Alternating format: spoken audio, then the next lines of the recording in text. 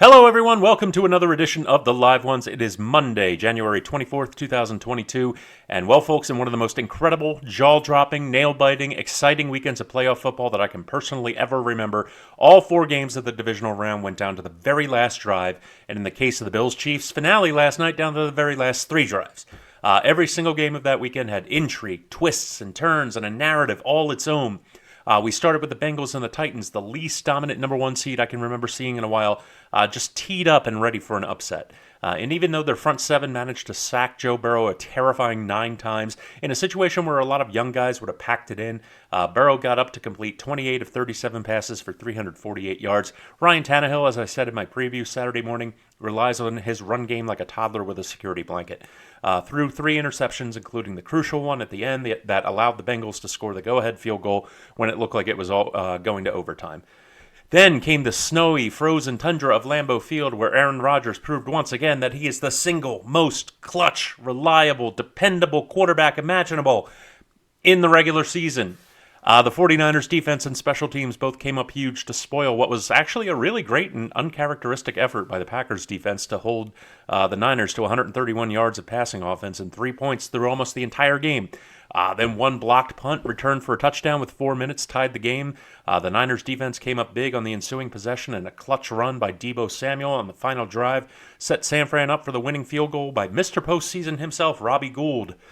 Those 2 games were great enough, but man, they were just the opening act, because Sunday afternoon, it looked like Tom Brady's preternatural luck was going to strike again. He was down 27-3 after just a big league ass-kicking the whole first half.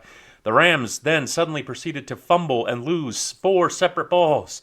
4 turnovers. Brady battles back to make it 27-20, and I've just felt so bad for all the Falcons fans that were just catching all that spare flack, just having to be reminded of that Super Bowl.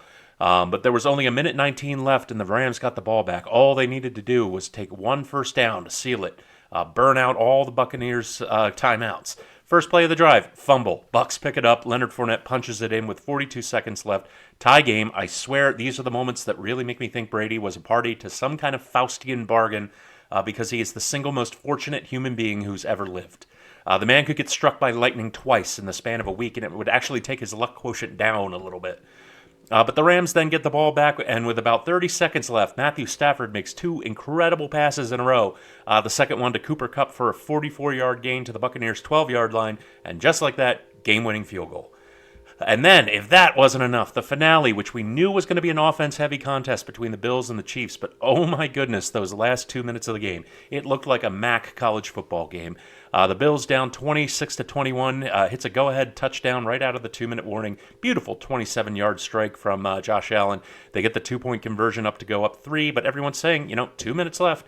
Mahomes just needs a field goal, and he's got all of his timeouts. Naturally, you're wary. The ensuing drive begins, and it's obvious the Bills just don't have any gas left in the tank on defense. Mahomes hits Tyreek Hill in stride on a seam route. Hill's just looking to get the first down and get out of bounds, get them closer to field goal range. But there's a problem in that not one single Bill can catch up to him and make a tackle. He makes about 4 defenders miss, and then just says, okay, screw it, I'm turning on the Jets. 64-yard touchdown, and the Chiefs are up 33-29. But again, plenty of time left. The Bills have all their timeouts. The Chiefs scored too quickly.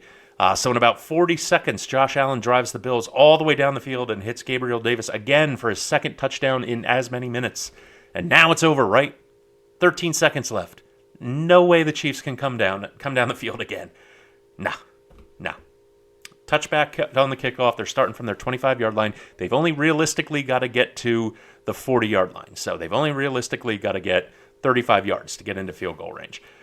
Mahomes hits Tyreek Hill again over the middle for 20 yards. Chiefs call timeout with 7 seconds left. They got time for one more throw to get him into field goal range. And in what might be the single most boneheaded thing I've seen on defense in the playoffs, the Bills, rather than just putting 8 guys out at their own 40-yard line in like kind of a cone drill, just saying like you're not going to pass. You can have all the field up to this point, but somebody's going to tackle you before you get into field goal range. They decided to run a standard 4-3 defense, I guess to allow for the possibility that someone was going to try to run it for 20 yards in 7 seconds and have time to call a timeout. I don't know. But Mahomes nails Travis Kelce to get him to the 40 for an easy game-time field goal. Chiefs win the toss. Bills have nothing left in the tank on defense. Chiefs march down the field in overtime for the game-winning touchdown, and that has to rank up there with one of the most heartbreaking losses in Bills history, and man, they've had a lot of them. A lot of people were complaining about the NFL's overtime rules after that, of course, because the Bills never got a chance to touch the ball in overtime, but I'll tell you, there's an alternate universe where the NFL had adopted overtime rules similar to college football and hockey shootouts, where you have to both score and prevent the other team from scoring in the same overtime period to win. And in that universe, the Bills-Chiefs game is now in its 249th overtime, having gone through all the night and all day today with neither defense being able to stop the other. With the score deadlocked at about, 1,200 to 1,200, they're pulling people down from the stands and slapping helmets and pads on them. Every running back and wide receiver's feet have completely fallen off from the repetitive stress fractures of all the running they're doing. Still, neither defense can make a stop. So give it up for that alternate universe game right there.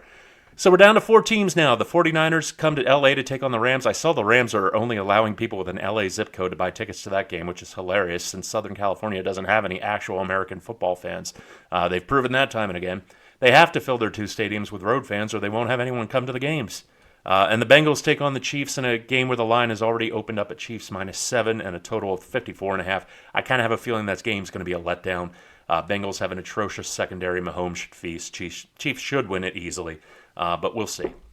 With all that said, let's take a look at tonight's slate of games. Huge game in the Big 12 tonight in college hoops. 4 NBA games, 4 NHL games. Short card, but we do have 3 plays to go over. Let's get right to them.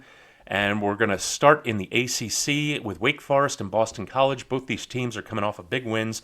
The Eagles recorded a solid home victory against Virginia Tech on Saturday afternoon, and the Demon Deacons absolutely beat the pants off of North Carolina.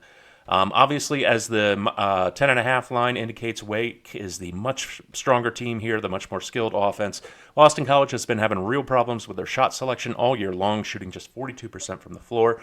The wins they've come from a smothering defense that limits opponents to just 65 points a game.